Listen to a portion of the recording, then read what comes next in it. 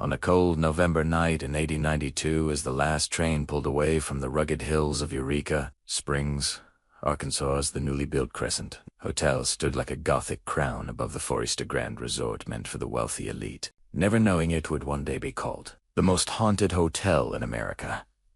Our investigation begins tonight, but the story of this place starts more than a century earlier in a swirl of tragedy, fraud, and whispers of the dead that still echo through its hallways.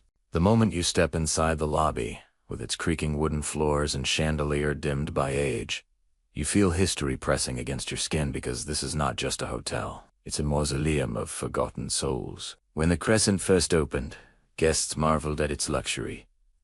Imported marble, hand-carved stone, and a view stretching across untouched wilderness. But within a decade, the glamour faded, and financial troubles forced the hotel to close, leaving its once shining halls to rot in silence. Then came 1937, and with it the arrival of the man who would carve the darkest chapter into the building's history. Norman Baker, a con artist from Iowa dressed in white suits and calling himself a doctor, though he never held a medical license. He transformed the abandoned hotel into the Baker Cancer Hospital, promising miraculous cures, boasting he could heal the terminally ill without surgery or radiation. Western newspapers at the time warned about him, but desperate families, ruined by the Great Depression, brought their loved ones here anyway. Behind the hotel's stone walls, many of those patients suffered terribly, treated with Baker's fake cure, a mixture of watermelon seeds, corn silk, and carbolic acid, a formula that did nothing but prolong their agony.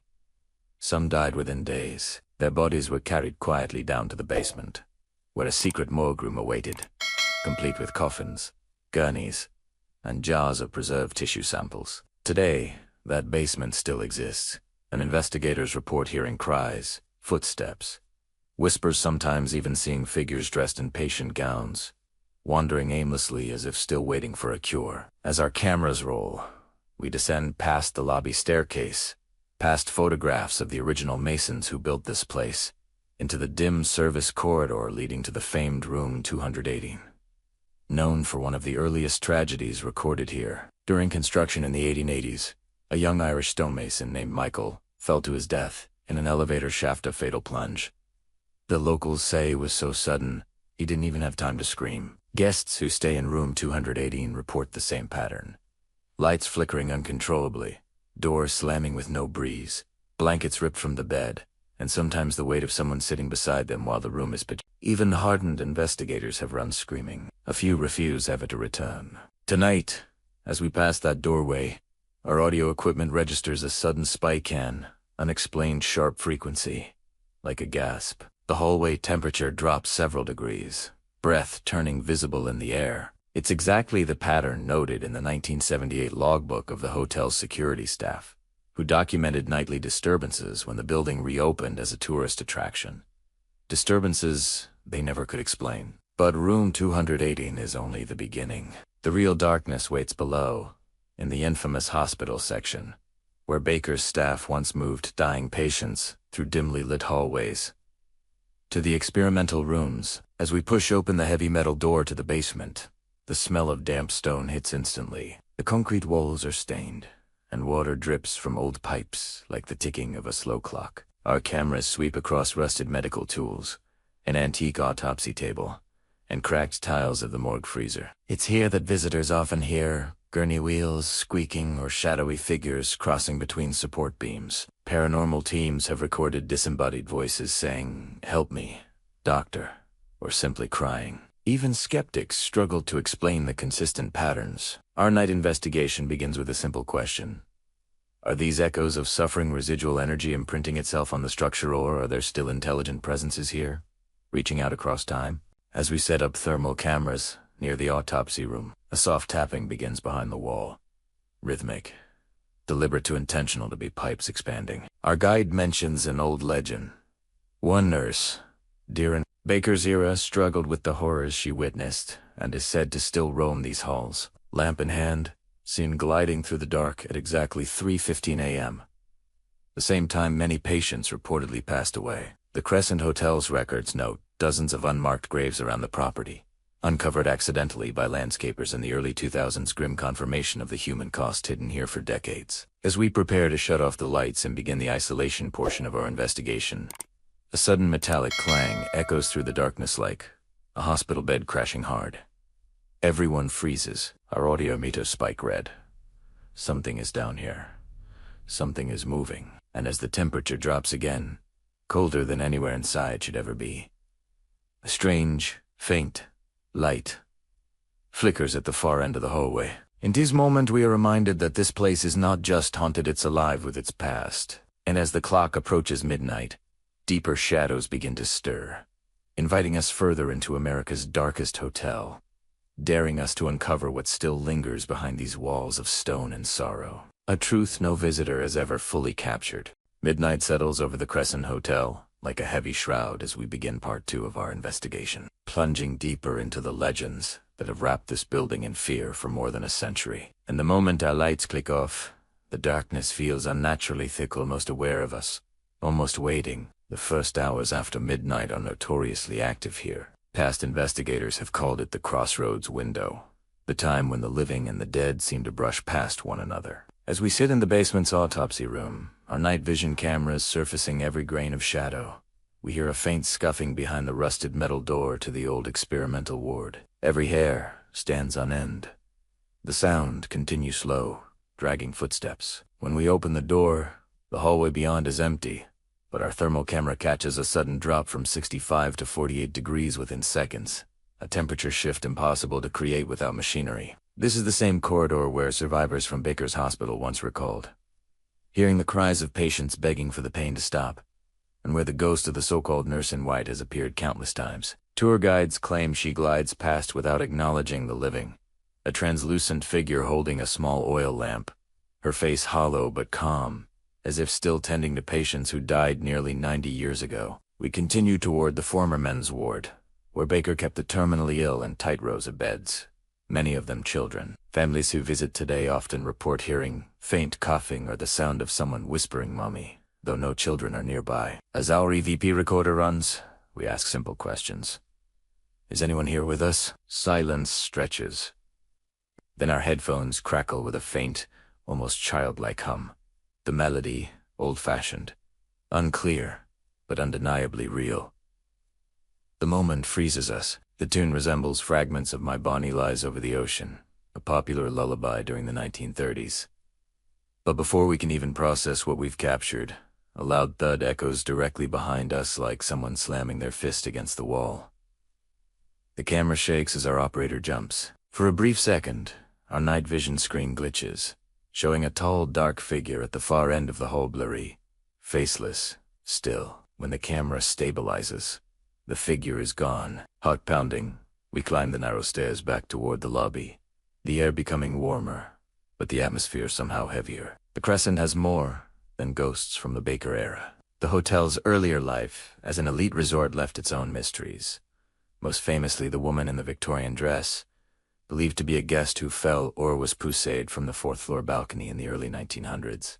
Some say she was a socialite from St. Louis. Others insist she was involved in an affair with a wealthy railroad magnate who funded part of the hotel's construction. What remains consistent is the sighting.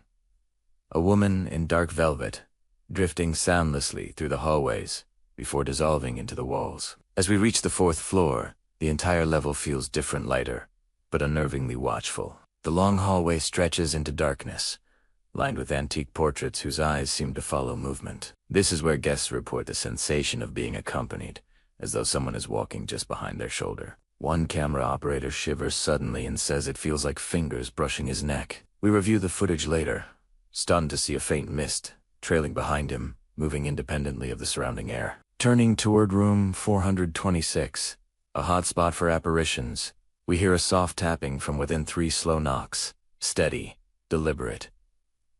We check the room. Empty. The window is shut. The heater off. No vents are near the wall. The knocking happens again, once more in a rhythmic pattern, reminiscent of Morse code. The knocks match the sequence for the letter H, a detail we'll later compare with witness statements from the 1970s, when a former maid reported hearing the exact same coded knocks nightly while cleaning the hallway. She quit 2 weeks later. Moving toward the grand staircase, we follow one of the hotel's most chilling stories. The ghost of the young cancer patient known as the girl in the gown. Often seen sitting on the stairs late at night, she appears fragile, wearing a faded hospital robe, her hair short from failed treatments. Witnesses say she looks up as if asking for help. But the moment someone approaches, she vanishes into the floor. As we pass the landing, our equipment suddenly drops to zero. No EMF. No temperature reading. Nothing but static. Then a soft weeping sound, barely audible, echoes upward from the shadows below. It's not wind. It's not pipes. It's too human, too raw. We descend halfway, and the crying stops. In the silence, we catch a faint voice female. Distressed whispering, please. So close it feels like it brushed past our ears. Shaken, we head to the hotel's bar area, hoping to regroup, but even here the past intrudes. The bartender during the 1920s, known as Jack, supposedly still lingers behind the counter. Guests see glasses move on their own or hear the clang of bottles when no one is near. As we set a camera on the bar, a single shot glass vibrates slightly, then tips onto its side. No airflow, no vibration, nothing that would cause it. The building grows quieter as the hours pass. Around 3:15 a.m., the hour the hotel staff call the dead minute, the activity peaks again. The electric lights flicker once, twice, then stabilize. Our camera, pointed toward the hallway leading back to the basement, picks up a faint silhouette, human-shaped, unmoving, standing inches beyond the frame's reach. As we zoom in, the shape retreats slowly, almost melting into darkness. Without warning, every EMF reader climbs into the red at once. The pressure in the air feels suffocating, like being underwater. Our guide whispers, "This is when they come closest." And as we stand in that suffocating stillness, waiting for whatever might emerge from the hotel's long-buried tragedies, a final, disembodied voice cuts through the silence with icy clarity. One single word: run. The command chills every one of us, and as we turn toward the staircase, movement flashes at the end of the hall, something rushing past the doorway with impossible speed, dragging the shadows with it, leaving us to question if we've crossed a line we never should have crossed, and what might already be following us into the final hour of the night. By the time the old lobby clock strikes 4 a.m., we're entering the most dangerous stretch of the investigation, the final hour before dawn, when, according to the hotel's longest-serving night manager, the spirits are the strongest, because darkness is fighting to stay alive.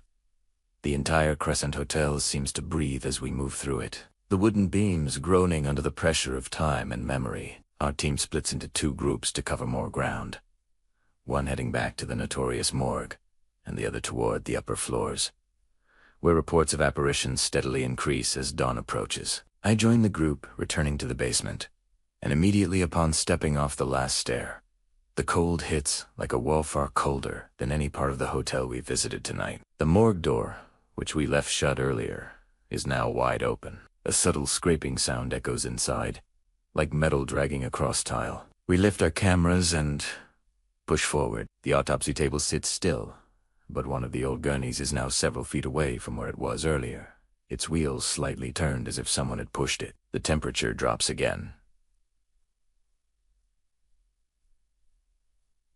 Our breath fogs. A sudden bang reverberates from the far corner, and our camera catches a shadow slender, upright darting behind a pillar. The MF spikes once more, then a faint voice whispers, almost pleading, "Don't leave." It's so soft, so close, that every one of us turns instinctively, but no one is there. Meanwhile, the upper floor team radios in, their voices shaking. A door on the 3rd floor slammed so violently it cracked the frame, and their camera captured a figure tall pale leaning out of room 302 before dissolving into thin air. They swear it wasn't human. They're pulling back. We regroup near the grand hallway, where moonlight spills through stained glass, casting fractured colors onto the old carpet. Just as we check our gear, the chandelier above us sways gently at first, then with deliberate momentum as, though touched by an invisible hand, it hangs from a thick iron chain.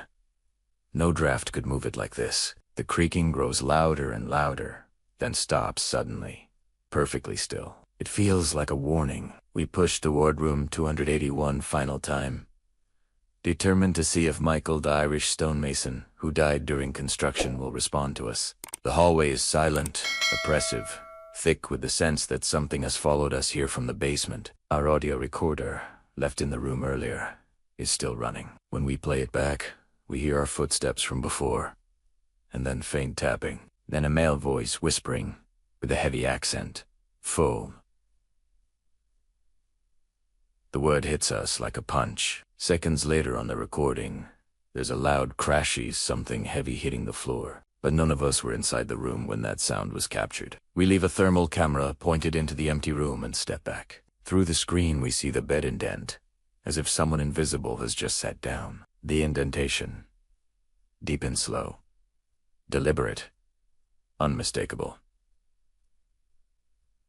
We stand frozen. Then it lifts abruptly, the mattress bouncing back into shape. Something has been waiting in this room for a century, and tonight it knows we're watching. Suddenly, our radios crackle with static and a distorted voice female. Panic breaks through. "Help me. Please." The voice belongs to no one on our team. With adrenaline pushing us forward, we descend toward the spa corridor, which once served as a treatment area during Baker's fraudulent hospital era.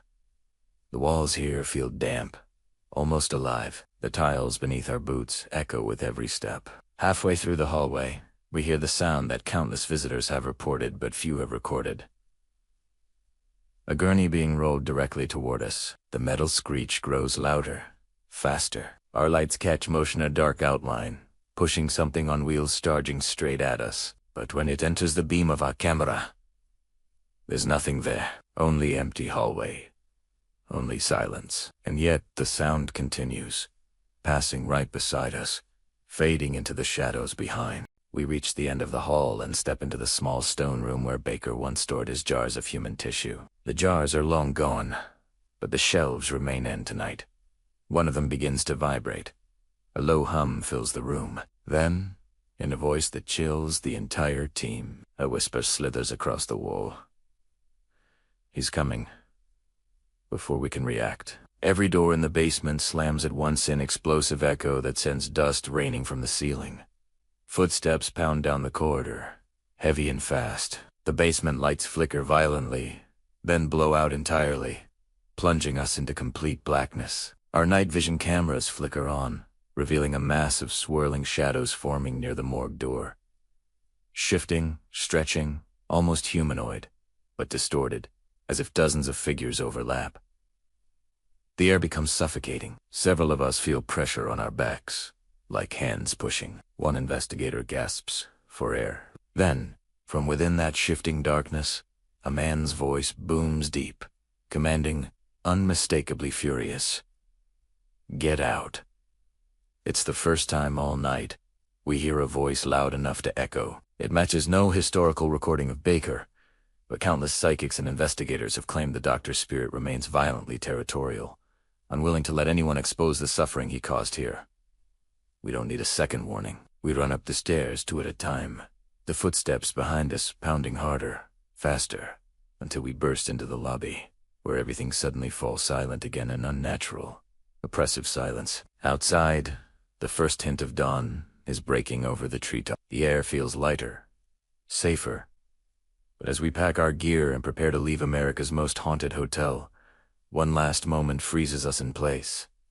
Through the lobby window, reflected faintly in the glass, stands a woman in a white gown, face hollow, eyes sunken, watching us.